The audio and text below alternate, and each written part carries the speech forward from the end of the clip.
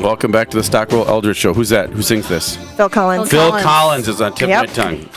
Back in the day. That was back in the day. Trevor has the best music selection. Yeah, I love very it. Good. So welcome back to the Stockwell Eldridge Show.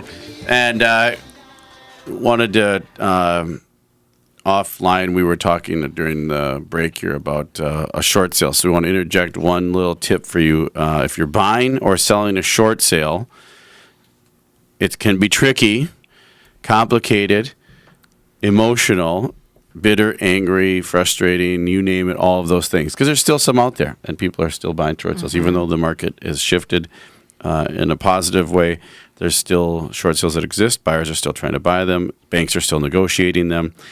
And make sure that all of your stuff is lined up for your short sale, because if you get an approval from the bank that agrees to a short sale scenario and something changes, it's not as easy as going to, hey, Stephanie, here, I just want to change this real quick. Can I send this to you and can you sign it? Think of anything with big banks. Yeah. It's so complicated. You just open it all up again, and now you're starting over almost from scratch sometimes. Well, and it goes back to what you guys were talking about in the very beginning about home values and home prices. And I've been watching, I watch Care 11 News, and I know Channel 5, all these news stations have been having documentaries about, home values and home prices. Oh, we talked about appraised values one time and so forth. So, sometimes, working with the short sale, I think sometimes too, the banks, they say, okay, this is what we can sell it for. I mean, if it doesn't appraise for that, then you've got to have those conversations and make sure you have a realtor that understands the process. I mean, Jason, I know you've been very successful in that short sale market. Like it's a lot to know, and that good communication piece and so forth. But knowing what the value is and knowing what the bank will accept and work with is important. Yeah. So if you're looking to buy one, or you're putting an offer in on a short sale, question I would ask if I was a buyer to my agent is, and it's not a competition of how many, but how many short sale transactions have you completed on the listing side as an agent? Because the only way to understand it fully for an agent, a short sale scenario, is to complete it on the listing side of the property. Because when you're the buyer's agent, you do not have access to very little, if any, of the information of what's actually happening. So you're completely in the dark, blind of what's going on. And if you've completed them on the listing side, you'll know, just like anything, experience matters. We say experience matters more than anything. You'll know what to ask for, what you're getting, if it's accurate or not, and then what to do in that situation, so that you're not being strung along and then dropped at the end. And you could have prevented that a long time, and then it frustrates you as the buyer and your agent. And don't get me wrong, I'm not saying that the agent did anything wrong. It's just that they don't have the experience. You should ask them to partner with someone who has experience in it to help you in the process, because their lack of knowledge will hurt you very, very much in that transaction. Well, we've seen it where people put in an offer on a short sale, and it comes back, and the short sale's not approved. That seller was not approved for a short sale, and then that's a whole different road that they have to go on, and it does take time. So that's why a same thing even with that is get approved, because then if the seller does come back and that short sale is approved, and maybe it was initially more than what you had offered because the bank came back with a higher price, it's so great have that connection with your lender. No, okay, this is what I can afford, this is what I can buy. Because if you offer 150 and then the bank says, no, we want to come back, we're only going to take 170, that could happen, correct? Happens all the time now. Yeah, so now all of a sudden you thought you're going to buy a house for 150, you're approved for 150, now the bank says, sorry, we're only going to sell it for 170. Are you pre-approved for that? You need to know. You need to be on the spot with your lender. Or do you still want it for that price? Do you still want it for 170? Can you afford that payment? And is it worth it? Is the heating, the air, what's more costs more insurance? Is it going to be more insurance, or other proper things expectations set up is key on that. And also don't I don't want to say don't fall in love, but always have a backup plan in a short sale scenario, because they're not 100% successful. in getting them through, and the price, just because you and the seller agree to a price, has no indication that that bank is going to agree to that price, or banks, I should say. There could be many banks involved or other people Right. involved. Yeah. And that also, the other thing on those short sales, Dawn will attest to this, and probably everybody else, they probably didn't do a furnace inspection and a radon test, and they probably didn't do a full chimney sweep and all that stuff before they listed their home, right? Nor will they. Nor will they, Usually in exactly. a short sale, the seller doesn't have the funds to be able to do something like that. So It's the as buyer is. has to take all of that on. And I would definitely recommend it. You can Recommend- get great deals in short Oh, yes, sales. yes. Yep. No, it's a great opportunity. Well, that is a Yeah. question though too, Ben. Did you say, like, as far as insurance goes, is there, if somebody's buying like a renovation, like a fixer upper and so forth? I mean, does that impact their insurance? Well, it's a different kind of policy that you put onto it. You have two options. You can put it on a builder's risk policy, which is covering just the structure itself with no liability on it. That's what you see a lot of like contractors doing because they have their own general liability policy. Second one is just a vacant home policy that takes into account renovations that are being done. And that one has liability on it. So if somebody walks across, trips and falls, stuff like that would be covered under those vacant home policies.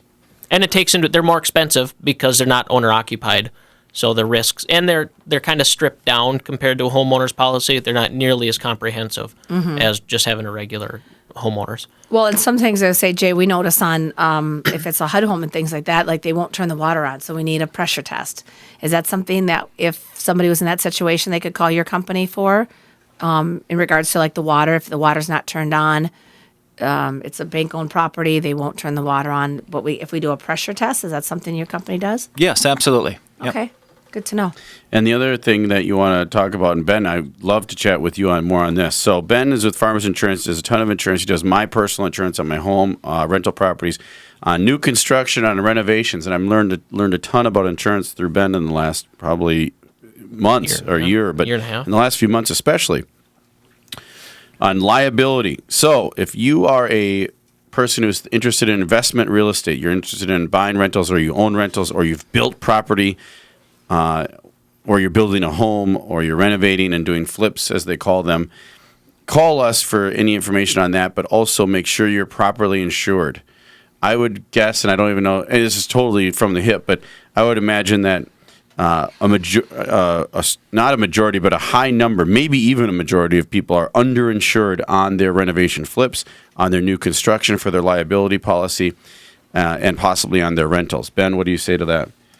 I agree. The biggest thing, if you are doing especially flipping or building for an income, make sure that your contractors are insured, licensed, and that you're getting listed on there as an additional insured, just so nothing can come back on you. Let's walk through a horror story then.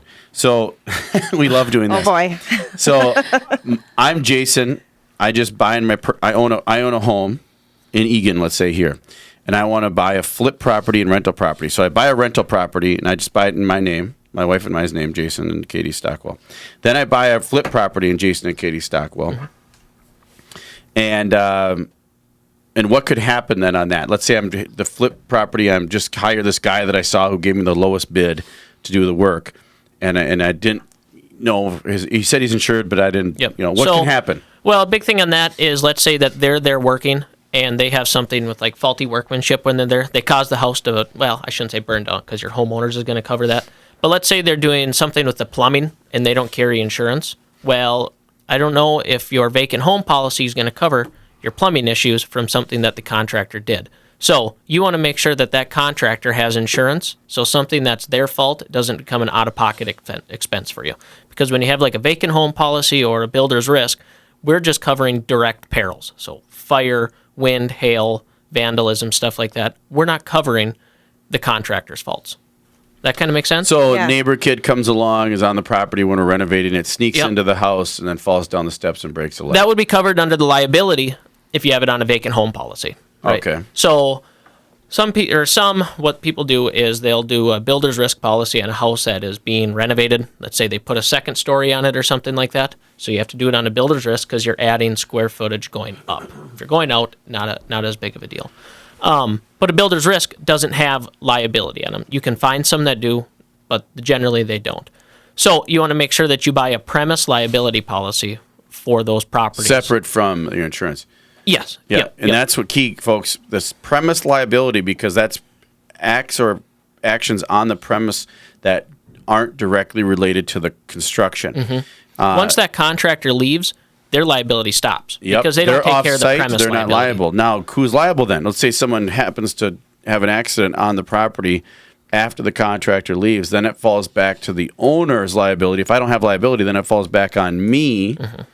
And then if there's a payout or there's any claim, I'm responsible for it, or the equity in my own personal house, or all Right. kinds of other things. Right. So, number one, you should have an LLC set up anyway to begin with, but we can chat more about that later. Call us at 651 400 0773, 651 400 0773.